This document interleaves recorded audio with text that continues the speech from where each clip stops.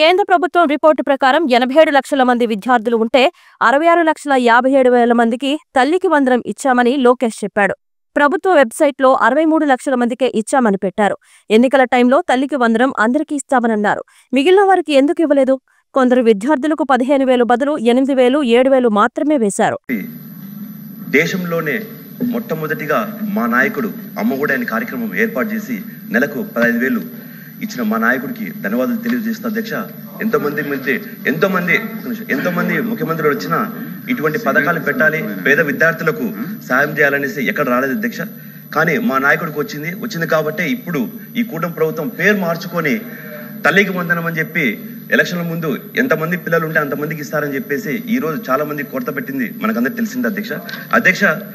గౌరవ మంత్రి గారికి తమరి ద్వారా నేను అడిగేది ఏంటంటే అధ్యక్ష, సెంట్రల్ గవర్నమెంట్ వాళ్ళు ఇచ్చిన రిపోర్ట్ ప్రకారం 87,47,885 మంది విద్యార్థులు ఉన్నారని చెప్పినప్పుడు, కానీ ఇందాక గౌరవ మంత్రి గారు 66,57,508 మందికి ఇచ్చారని చెప్పారు అధ్యక్ష. అదొకటి క్లారిఫికేషన్ చెప్పవలసిందిగా కోరుతున్నాను అధ్యక్ష. అదేవిధంగా గవర్నమెంట్ వెబ్సైట్లోనే అధ్యక్ష 63,77,898 మందికే ఇచ్చాము, ఇంకా 2,79,720 మందికి ఇవ్వలేదని చెప్పి కూడా వాళ్ళు మెన్షన్ చేశారు అధ్యక్ష.